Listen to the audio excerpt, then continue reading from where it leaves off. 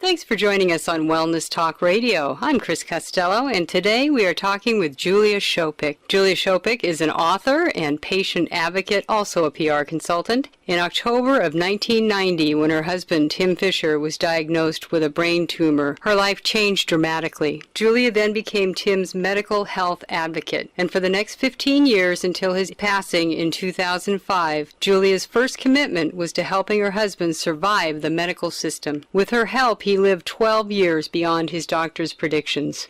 Julia credits Tim's increased survival and quality of life, at least in part, to the fact that she found several treatments for him that his doctors didn't know about, treatments most doctors call anecdotal. She decided after that one of her missions in life would be to tell other patients about treatments like these, which she calls patient evidence-based medicine. A year after Tim's passing, Julia created her award-winning website, Honest Medicine. You can find that at honestmedicine.com. It is to help educate people with the healthcare system and its many dysfunctions, but also to tell them about treatments like the patient evidence-based treatments she found for Tim.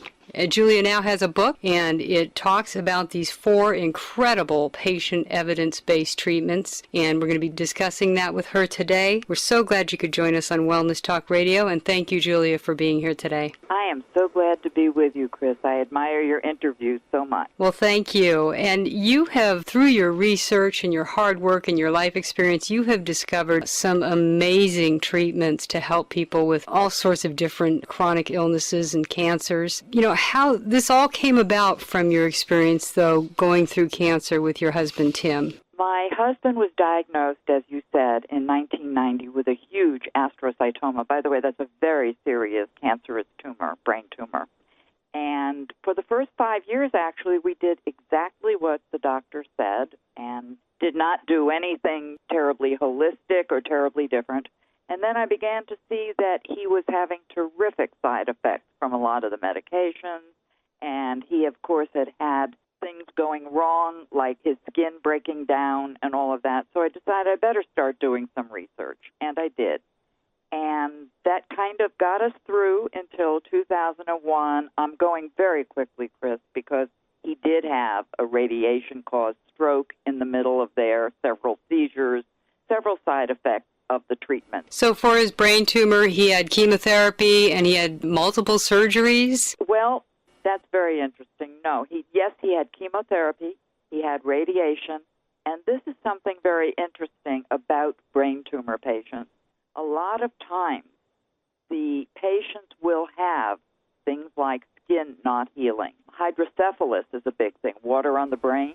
And he had all of those. When I was writing my book, I was talking about that he had just about every complication you could have.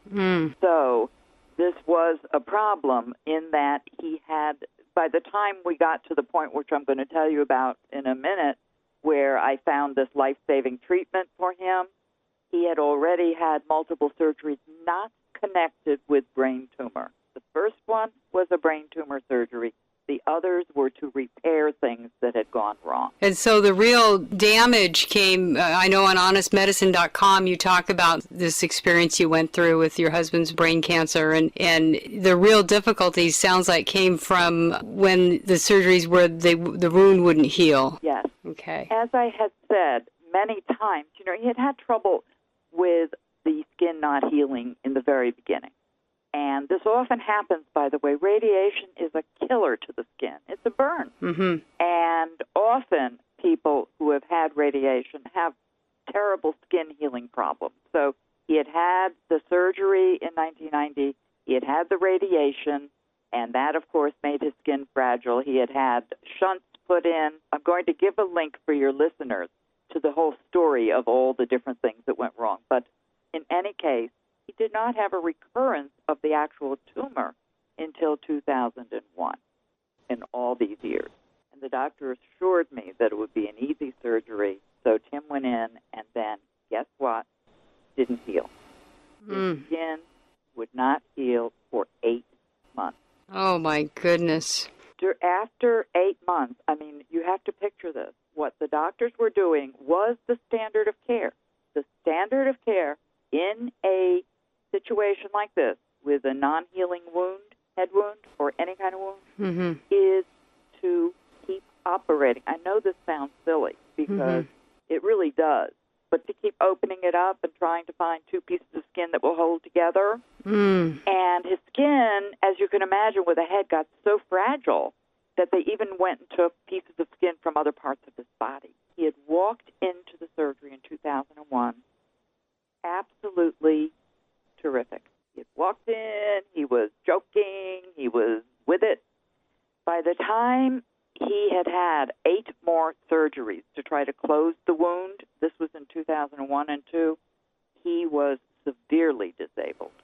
Oh, my goodness. 8 surgeries in a year? 8 surgeries in just a few months. Oh, my goodness. The craniotomy, the brain tumor surgery, and then it was at least 8 to try to get him to close. Meanwhile, I was doing all of this research. I put together 200 pages and put them on a disc, on a CD, and it was of all this stuff about wound healing, because I said to myself, this is a wound.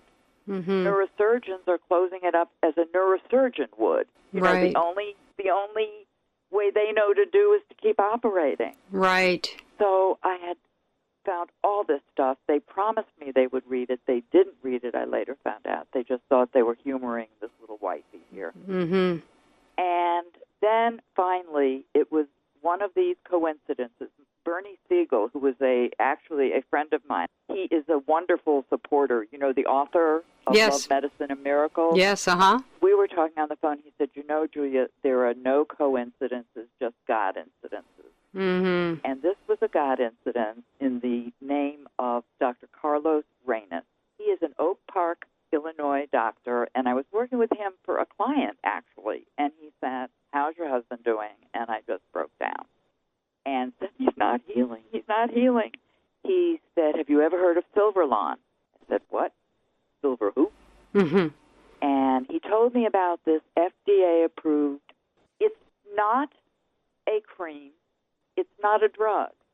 It's really a different kind of healing system, which is pieces of cloth that have silver ions in them, and you put it on the person's whatever part of the body. In Dr. Reynes' case, he had used it for diabetic wounds. I was later to research a good deal about it. It's also used very successfully for burn cases. You put it way over the wound itself, and it does some kind of magic, which is explained in the article that I will give a link for.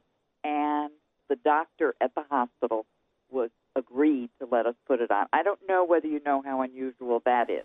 For you to bring something into the hospital that isn't normally there. Right. Pretty unusual. It is. Yeah. But this doctor, he had run out of tricks. So he allowed us to put it on TimPad. The day that it was put on TimPad was the last day he leaked. He started healing right away. Wow. I was over the moon. Yes, my husband was severely brain injured. Yes, he was incontinent. Yes, he was almost paralyzed, but he was still my husband. Oh, my goodness. And what amazed me, this is kind of a long intro, but what amazed me, Chris, is that none of the doctors were at all curious about what this was that had done it. That is amazing. You would think with such a dramatic response that they would have some curiosity.